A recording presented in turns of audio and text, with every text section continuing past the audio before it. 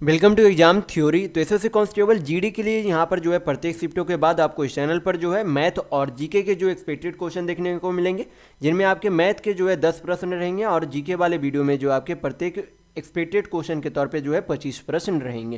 तो इस वीडियो में हम लोग 16 नवंबर 2021 के शिफ्ट 3 के जो है के बाद के जो है हम लोग एक्सपेक्टेड क्वेश्चन देखने वाले हैं। तो वीडियो के अंत तक जरूर बने रहिएगा। तो अगर आप इस चैनल पर नए हैं तो हमारे चैनल को सब्सक्राइब जरूर कर ले। ये हमारा सोशल मीडिया प्लेटफॉर्म है, आप हमसे यहाँ भी जुड़ सकते हैं। इसके लिंक आपको इस वीडियो के डिस्क्रिप्शन बॉक्स में मिल जाएंगे और इस वीडियो को अपने दोस्तों के साथ शेयर करना बिल्कुल भी नहीं भूलिएगा। तो चलिए बढ़ते हैं प्रश्नों की ओर। देखेंगे क्वेश्चन नंबर 1। यहाँ पर क्वेश्चन में दिया गया है कि कोई दुकानदार जो है 190 रुपये प्रति दर्जन की दर से 20 दर्जन पेन खरीदता है और थोक व्यापार तक आने जाने में 200 रुपये खर्च करता है। वह 22 रुपये प्रति पेन की दर से पेन बेचता है, तो उसका लाभ प्रतिशत ज्ञात करें कि कितना है। तो यहाँ पर जो है सबसे पहले हम लोग निकालेंगे कि उसने जो है उस वस्तु को खरीदा टोटल कितने रुपये में। तो यहाँ पर दिया गया है कि 190 रुपये प्रति दर्जन की दर से टोटल कितना खरीदा, 20 दर्जन पेन खरीदा। तो टोटल रुपये कितना हो जाएगा, तो 190 इंटू 20 करेंगे तो कितना आ जाएगा आपका 19 दूनी 38, यानी कि 3800 रुपये में क्या किया गया, उस टोटल पेन को खरीदा गया। और इस 38 रुपये पेन पर उसे जो है बाजार से लाने में जो है कितना खर्च लाया हुआ, तो आपका एक्स्ट्रा उस पर 200 रुपये खर्च आया, यानी कि टोटल जो है 20 दर्जन पेन खरीदने में उसे जो है टोटल खर्च कितना आ गया, तो 3800 रुपये यहाँ पर और 200 रुपये यहाँ पर, यानी कि टोटल उसका जो खर्च आया उस 20 दर्जन पेन खरीदने में वो 4000 रुपये का था। तो यहाँ पर से फिर जो है हम लोग यहाँ पर से क्या करेंगे, एक पेन का क्रय मूल्य निकाल लेंगे। एक पेन का क्या निकाल लेंगे, सीपी निकालेंगे, क्योंकि एक पेन का एसपी यानी कि विक्रय मूल्य दिया गया है। तो अगर हमें एक पेन का सीपी यानी कि क्रय मूल्य निकल जाए तो यहाँ पर से फिर हम लोग लाभ प्रतिशत निकाल पाएंगे। तो यहाँ पर से हम लोग क्या करेंगे, यहाँ पर एक पेन का क्रय मूल्य निकालने के लिए सबसे पहले यहाँ पर क्या करेंगे, कितने दर्जन, यहाँ पर कितने दर्जन का ये जो है पेन का मूल्य है, तो 20 दर्जन का। लेकिन हमें एक पेन का मूल्य चाहिए, तो इसे क्या करेंगे, संख्या में चेंज करेंगे। तो एक दर्जन में कितनी संख्या यानी कि कितना पेन रहेगा, तो 12 पेन, तो 12 से गुना कर देंगे। हल करेंगे तो आपका क्या आ जाएगा, यहाँ पर से एक पेन का क्रय मूल्य आ जाएगा। तो हल करेंगे, 0 से 0 आपका चला गया, 2 से काटेंगे तो यहाँ पर 200 बार में चला जाएगा, 4 से काटेंगे तो ये 50 बार में, ये 3 बार में चला जाएगा। यानी कि एक पेन का जो है क्रय मूल्य कितना आ गया, 50/3। लेकिन हमें क्या निकालना है, प्रॉफिट, कि उसे जो है लाभ कितने का हो रहा है। तो बेचा उसने कितने में, 22 रुपये में, लेकिन क्रय मूल्य कितने का था, 50/3 रुपये का था। हल करेंगे, यहाँ पर हल कर लेंगे तो यहाँ पर से आपका प्रॉफिट यानी कि लाभ पता चल जाएगा कि उसे कितने का हो रहा है। तो एलसीएम आपका 3, 22 तिया 66, 66 माइनस 50 करेंगे तो आपका कितना आ जाएगा, 16, यानी कि 16/3 का क्या हो रहा है, प्रॉफिट हो रहा है। प्रॉफिट यानी कि लाभ प्रतिशत हमें जब निकालना होता है तो किस पर गणना करते हैं, सीपी पर। तो सीपी आपका कितना है, एक पेन का क्रय मूल्य 50/3 है। प्रतिशत में वैल्यू चाहिए क्योंकि प्रॉफिट परसेंट चाहिए, तो क्या करेंगे, 100 से गुना करेंगे। हल करेंगे, आपका आंसर आ जाएगा 0, 3, 3 आपका चला गया, 50 से 100 आपका 2 बार में चला जाएगा, तो 16 दूनी आपका कितना हो जाएगा, 32%, यानी कि 32% का क्या हो रहा है, लाभ हो रहा है। तो यहाँ पर आपका ऑप्शन नंबर 2 बिल्कुल सही होगा। नेक्स्ट क्वेश्चन देखेंगे, क्वेश्चन नंबर 2। यहाँ पर क्वेश्चन में दिया गया है कि त्योहार के दौरान किसी दुकान पर लगे बैनर पर लिखा था कि 3 के लिए भुगतान करे और 5 पाए, यानी कि मान लीजिए कि 3 वस्तु का भुगतान करने पर 5 वस्तु उन्हें मिलता है। तो छूट प्रतिशत ज्ञात करे कि कितना। तो यहाँ पर मान लेते हैं कि 3 वस्तु खरीदने पर 3 रुपया लगता है, यानी कि 3 वस्तु का मूल्य 3 रुपये है और 5 वस्तु का अंकित मूल्य 5 रुपये, यानी कि असल में जो है सामान का जो है अंकित मूल्य कितना है, 5 रुपये, क्योंकि तीन वस्तु का सामान 3 रुपये और 5 वस्तु का सामान 5 रुपये हम लोगों ने मान लिया है। तो 5 रुपये का सामान, यानी कि 5 रुपये का जो सामान था उसे जो अब बेच कितने में रहा, यानी कि 5 का सामान असल में उसे भुगतान करना कितना है, 3 रुपये का ही भुगतान करना, यानी कि इसे क्या दिया जा रहा है, यहाँ पर छूट दिया जा रहा है। यानी कि 5 रुपये वाले सामान को 3 रुपये में बेचकर उसे कितने का छूट दिया जा रहा है, तो 2 रुपये का छूट दिया जा रहा है। छूट हमेशा किस पर दिया जाता है, अंकित मूल्य पर। तो अंकित मूल्य कितना है, 5 रुपये। परसेंट में वैल्यू चाहिए तो क्या करेंगे, 100 से गुना करेंगे। हल करेंगे, आपका आंसर आ जाएगा। तो 5 से 100 काटेंगे कितने बार में चला जाएगा, 20 बार में, 20 इंटू 2 करेंगे तो आपका कितना आ जाएगा, 40%, यानी कि प्रॉफिट परसेंट आपका कितना आ गया, 40%। तो यहाँ पर आपका ऑप्शन नंबर 1 बिल्कुल सही होगा। तो अगर आपको वीडियो पसंद आ रहा है तो लाइक करते जरूर चलिएगा। नेक्स्ट क्वेश्चन देखेंगे, क्वेश्चन नंबर 3। यहाँ पर क्वेश्चन में दिया गया है कि 3 संख्याओं का औसत कितना है, 45। पहली, दूसरी से 3 गुना है और दूसरी तीसरी का 2 गुना है, तो पहली संख्या तथा और दूसरी संख्या के बीच का अंतर कितना है ये आपसे पूछा जा रहा है। तो यहाँ पर सबसे पहले हम लोग क्या करेंगे, यहाँ पर लिख देते हैं पहली संख्या, दूसरी संख्या, तीसरी संख्या। तो यहाँ पर क्या बोला गया कि दूसरी संख्या जो क्या है तीसरी संख्या से दुगनी है, यानी कि तीसरी संख्या अगर 1 यूनिट मान ले तो इससे 2 गुना क्या है दूसरी वाली है, यानी कि ये कितना है 2 यूनिट है। फिर यहाँ पर बोला गया था कि पहली संख्या जो है दूसरी की क्या है 3 गुनी है, यानी कि अगर दूसरा 2 यूनिट है तो ये इससे 3 गुना, यानी कि ये कितना हो जाएगा 6 यूनिट हो जाएगा। तो ये क्या आ गई, पहली दूसरी और तीसरी संख्या का अनुपात में वैल्यू आ गया। तो अनुपात में यहाँ पर वैल्यू अगर है तो इनके जो है यूनिट का सम कितना हो जाएगा, तो 6 2 8 1 9 यूनिट, और 9 यूनिट बराबर ये आपके क्या है तीनों संख्याओं का योग है यूनिट में। तो यहाँ पर भी हमें क्या निकालना होगा, योग निकालना होगा। तो टोटल योग निकालने के लिए क्या करेंगे, जो औसत दिया गया और उसमें क्या करेंगे टोटल संख्या से गुना कर देंगे। तो टोटल कितने संख्या थे 3 से, तो 3 से क्या कर देंगे यहाँ पर गुना कर देंगे, यानी कि 45 × 3 कर देंगे तो योग आ जाएगा। हल करेंगे यहाँ पर आपका आंसर आ जाएगा, आंसर नहीं आएगा 1 यूनिट का वैल्यू आ जाएगा। तो 9 से 45 आपका कितने बार में चला जाएगा 5 बार में, यानी कि 1 यूनिट का वैल्यू कितना आ गया 5 तिया 15, कितना आ गया 15 आ गया। पूछा क्या जा रहा है, पहली और दूसरी संख्या के बीच का अंतर पूछा जा रहा है। तो पहला कितना है 6 यूनिट, दूसरा कितना है 3 यूनिट, दोनों का अंतर कितना है यूनिट में, तो 4 यूनिट का अंतर है। तो 1 यूनिट का वैल्यू कितना है 15, तो 4 यूनिट का वैल्यू निकालने के लिए 4 से गुना करेंगे तो कितना आ जाएगा 60। तो यहाँ पर आपका ऑप्शन नंबर 1 बिल्कुल सही होगा। नेक्स्ट क्वेश्चन देखेंगे, क्वेश्चन नंबर 4। ये आपका क्या है सिंपल सा सिंप्लीफिकेशन का क्वेश्चन है। तो हल करेंगे यहाँ पर, तो हल करने के लिए सबसे पहले क्या करेंगे, ये स्मॉल ब्रैकेट का हल करेंगे। तो यहाँ पर क्या करेंगे 0.84 को किससे डिवाइड करेंगे 0.7 से डिवाइड करेंगे। तो यहाँ पर आपका कितना आ जाएगा, यहाँ पर से आपका 14, यहाँ पर 84, तो नीचे आपका एक्स्ट्रा एक शून्य आ जाएगा, यहाँ पर इस तरीके से हटाएंगे तो यहाँ पर आपका 70 आ जाएगा। तो यहाँ पर आपको कितना आ जाएगा 12 सते 84, यानी कि 1.2 आएगा। और इन दोनों को गुना करेंगे तो आपका कितना आ जाएगा 7 दूनी 14, यानी कि 1.2। इन दोनों का क्या करेंगे योग, यानी कि 1.2 प्लस 1.4 करेंगे तो कितना आ जाएगा 2.6, यानी कि ये जो ब्रैकेट का अंदर का ये 2.6 वैल्यू आ गया। अब यहाँ पर क्या करेंगे, पहले यहाँ पर ऑफ का हल करेंगे। तो 5.2 ऑफ 2 करेंगे तो आपका कितना आ जाएगा यहाँ पर से 52 दूनी 104, यानी कि 10.4। फिर यहाँ पर इन दोनों का हल करेंगे तो कितना आ जाएगा 0.2 को इससे डिवाइड करेंगे तो आपका कितना आ जाएगा यहाँ पर से 1 आएगा, यानी कि 200 को 4 से डिवाइड करेंगे तो कितना आ जाएगा यहाँ पर से 50। अब क्या करेंगे, जो भी बाकी बचा नीचे लिखेंगे 16 प्लस यहाँ पर आपके क्या है 50 प्लस आपके यहाँ पर फिर क्या है 10.4 भागा आपका क्या है 2.6 है। तो यहाँ पर ये जो हल करेंगे तो कितना आ जाएगा 10.4 को 2.6 से डिवाइड करेंगे तो कितना आ जाएगा आपका 4 आ जाएगा, कितना आ जाएगा 4 आ जाएगा। तो अब क्या बचा आपका 16 प्लस 50 प्लस कितना बच गया 4, जोड़ देंगे आ जाएगा आंसर 16 4 20, 20 50 आपका कितना हो जाएगा 70, ये आपके आंसर आ गए। तो यहाँ पर आपका ऑप्शन नंबर 4 बिल्कुल सही होगा। नेक्स्ट क्वेश्चन देखेंगे, क्वेश्चन नंबर 5। यहाँ पर क्वेश्चन में दिया गया है कि चावल की 2 किस्में एक साथ मिश्रित की जाती है। पहली किस्म की कीमत जो है 65 रुपये प्रति केजी है, दूसरी किस्म की कीमत जो है 95 रुपये प्रति केजी है। वह अनुपात ज्ञात करें जिसमें चावल की दोनों किस्में को मिश्रित किया जाए ताकि मिश्रण की कीमत जो है 83 रुपये प्रति केजी हो जाए। तो इस तरीके के प्रश्न को सबसे बेहतर तरीका होता है एलिगेशन से बनाने का। तो यहाँ पर हम लोग क्या करेंगे, यहाँ पर पहले किस्म का, यहाँ पर दूसरे किस्म का चावल लिख लेते। तो पहले किस्म की औसत जो है रुपये कितनी है, यानी कि औसत लागत कितना है तो 65 रुपये है, और दूसरे वाले चावल की औसत कीमत कितनी है 95। ओवरऑल जो एवरेज कितना है औसत कीमत तो 83 है। तो हल करेंगे क्रॉस, यहाँ पर क्या करेंगे डिफरेंस निकालेंगे, क्या करेंगे क्रॉस डिफरेंस निकालेंगे। तो पहले और दूसरे प्रकार के चावल का अनुपात कितना था, यानी कि कितने अनुपात में मिलाया गया था चावल, वो हमें पता चल जाएगा। तो क्या करेंगे डिफरेंस, यानी कि बड़ी संख्या माइनस छोटी संख्या करेंगे। तो 95 माइनस 83 करेंगे तो आपका कितना आ जाएगा 7 5 12 अनुपात 83 माइनस 65। डिफरेंस निकालना है तो बड़ी संख्या माइनस छोटी संख्या, तो 83 माइनस 65 करेंगे तो आपका कितना आ जाएगा 15 3 18।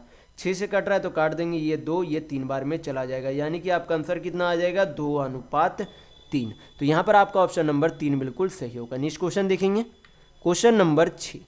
यहाँ पर क्वेश्चन में दिया गया है कि एक हवाई जहाज एक निश्चित दूरी 280 किलोमीटर प्रति घंटा की चाल से 4.3/4 घंटे में पूरी करता है। उसी दूरी को 7 घंटे में पूरा करने के लिए उसकी चाल कितनी होनी चाहिए आपसे पूछा जा रहा है। तो सबसे पहले हमें क्या निकालना होगा, डिस्टेंस यानी कि दूरी निकालना होगा। तो डिस्टेंस बराबर आपका क्या होता है, स्पीड इनटू टाइम। ये आपकी क्या हो गई, दूरी का फॉर्मूला। फिर हमें पहले तो हमें दूरी चाहिए, लेकिन उसके बाद हमें क्या चाहिए, चाल चाहिए यानी कि स्पीड। स्पीड बराबर आपका क्या हो जाता है, डिस्टेंस बाई टाइम होता है। क्या होता है, डिस्टेंस बाई टाइम।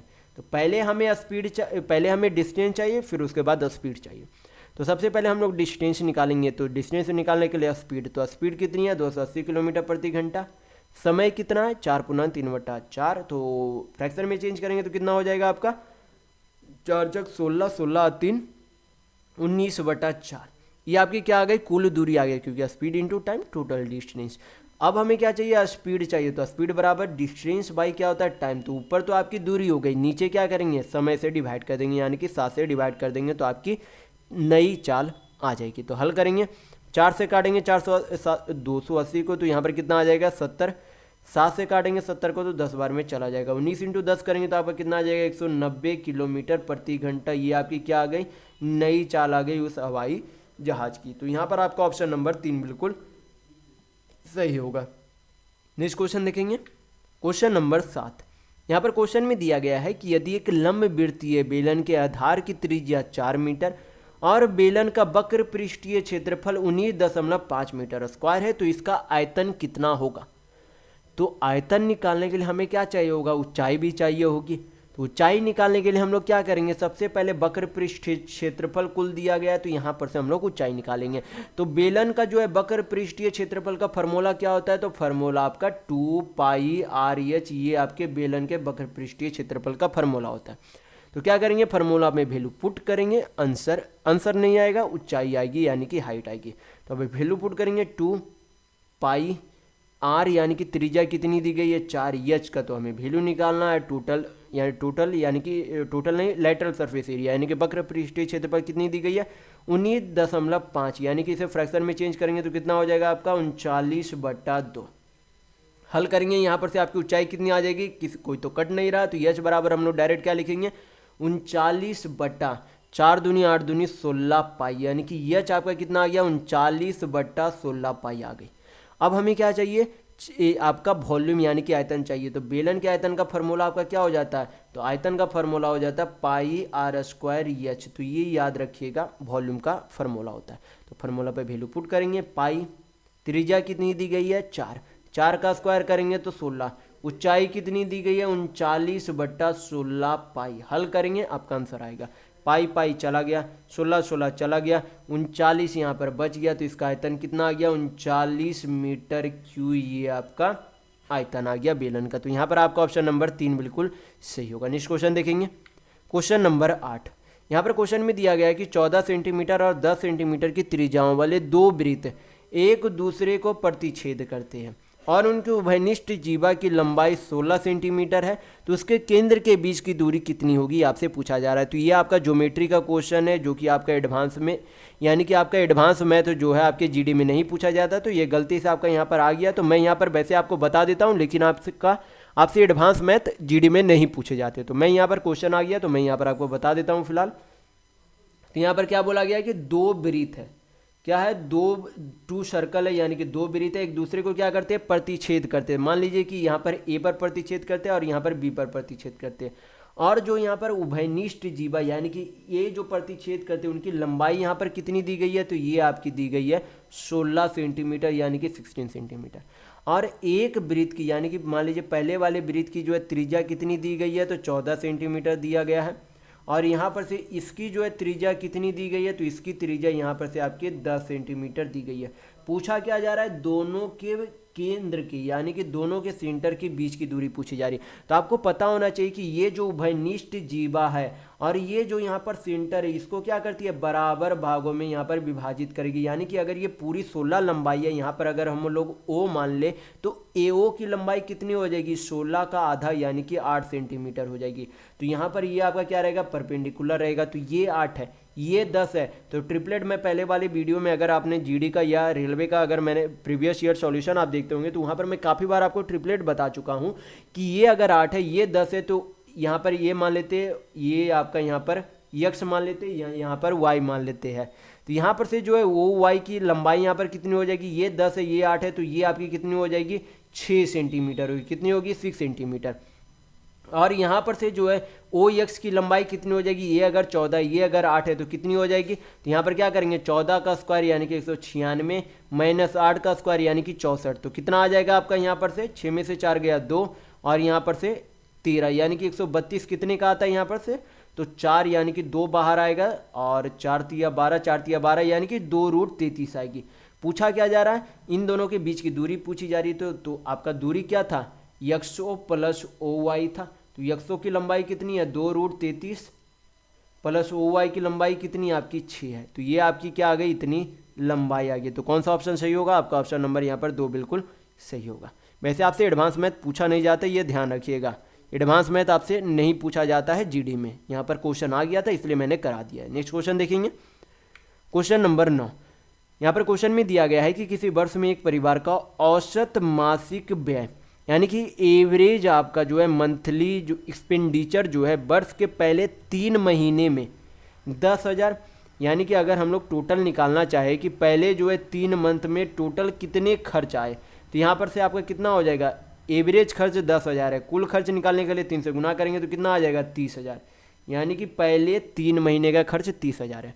अगले क्या बोला जा रहा है 4 मंथ, यानी कि अगले 4 महीने का खर्च कितना हो जाएगा, तो 4 से गुना कर देंगे यहाँ तो कितना हो जाएगा 5 चौक 20 12 चौक 48 यानी कि 50,000 हो जाएगा। कितना हो जाएगा अगले 4 महीने का खर्च 50,000।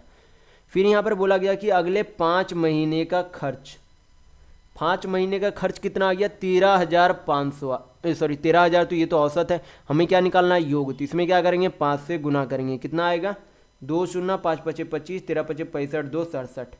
और उनमें से अब क्या बोला गया कि कुछ सेविंग भी किया गया, तो सेविंग कितने का किया गया, तो 32,500 को किया गया। तो सभी को यहाँ पर क्या कर देंगे जोड़ देंगे, तो जोड़ेंगे तो आपका कितना आ जाएगा यहाँ पर से 2 शून्य 5 5 10 यानी कि 3 शून्य, हाथ में 1 6 2 8 8 आपके कितने हो जाएंगे यहाँ पर, सॉरी 6 नहीं 7 2 9 9 1 10, तो 1 शून्य और आपके 5 3 8 6 5 11 11 3 14 14 3 17 1 18, यानी कि टोटल जो है इतना क्या हुआ, इतना उसके 1 साल का क्या था इनकम था। लेकिन इसका क्या पूछा जा रहा है, औसत मासिक आय का 70% पूछा जा रहा है। तो सबसे पहले औसत मासिक आय निकालने के लिए क्या करेंगे, टोटल कितने महीने थे 12 महीने, तो अगर 1 महीने का हमें इनकम निकालना है तो 12 से डिवाइड कर देंगे। लेकिन इसका 70% ही पूछा जा रहा है, यानी कि 7/10 ही पूछा जा रहा है। हल करेंगे यहाँ पर से आपका आंसर आ जाएगा। तो शून्य शून्य चला गया, 12 से काटेंगे कितना बार में चला जाएगा 12 1 12 25 60 यानी कि 1500, 1500 इंटू 7 करेंगे तो कितना आ जाएगा 75 से, यानी कि 10,500 ये आपकी क्या आ गई औसत मासिक आय का 70% आ गया। तो यहाँ पर आपका ऑप्शन नंबर 2 बिल्कुल सही होगा। नेक्स्ट क्वेश्चन देखेंगे, क्वेश्चन नंबर 10। यहाँ पर जो है क्वेश्चन में ये आपके क्या है ग्राफ का क्वेश्चन है।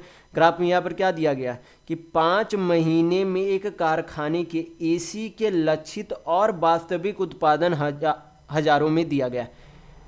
उत्पादन क्या है हजारों में, प्रोडक्शन और इन 1000, यानी कि एसी का जैसे कि जनवरी में जो है जनवरी में लक्षित उत्पादन जो है कितना था तो 60 था और वास्तविक उत्पादन कितना किया गया 70, यानी कि जो आपका ब्लू में वो आपका लक्षित उत्पादन है और जो आपका ऑरेंज में वो आपका वास्तविक उत्पादन दिया गया। उसी तरीके से सभी महीने में दर्शाया गया। तो क्वेश्चन में देखेंगे पूछा क्या जा रहा है, क्वेश्चन में पूछा जा रहा है कि मई के महीने में एसी का वास्तविक उत्पादन 5 महीने के औसत लक्षित उत्पादन से कितने प्रतिशत अधिक है, ये आपसे पूछा जा रहा है।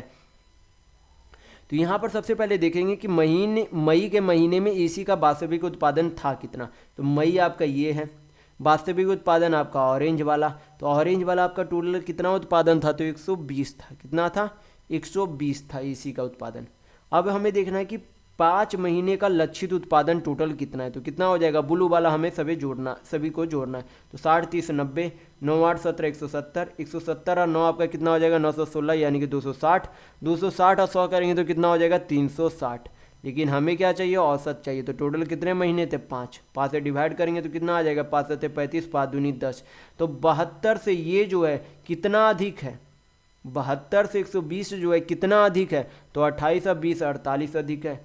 किससे तुलना करना है 72 वाले से, परसेंट में वैल्यू चाहिए तो क्या करेंगे, 100 से गुना करेंगे, हल करेंगे, आपका आंसर आ जाएगा। 24 गुना कितना होता है 48, 24 3 आपका कितना होता है 72, आपका कितना आ जाएगा यहाँ पर से 200/3%। लेकिन हमें क्या चाहिए, इंटीजर में लगभग में, यानी कि अप्रॉक्स में इंटीजर वैल्यू चाहिए। तो कितना हो जाएगा 3 छक 18, 3 छक 18 यानी कि 66.66 समथिंग आएगा, यानी कि हम लोग इसे 67% अप्रॉक्स बोल सकते हैं। तो यहाँ पर आपका ऑप्शन नंबर 3 बिल्कुल सही होगा। तो इस वीडियो में बस इतना ही। अगर आपको वीडियो पसंद आया तो लाइक कीजिएगा, नए हैं तो चैनल को सब्सक्राइब जरूर कर लीजिएगा। ये हमारा सोशल मीडिया प्लेटफॉर्म है, आप हमसे यहाँ भी जुड़ सकते हैं। इसके लिंक आपको इस वीडियो के डिस्क्रिप्शन बॉक्स में मिल जाएंगे। और इस वीडियो को अपने दोस्तों के साथ शेयर करना बिल्कुल भी नहीं भूलिएगा। तो वीडियो में बस इतना ही। वीडियो के अंत तक बने रहने के लिए बहुत बहुत धन्यवाद। आशा करता हूँ आपका दिन शुभ हो।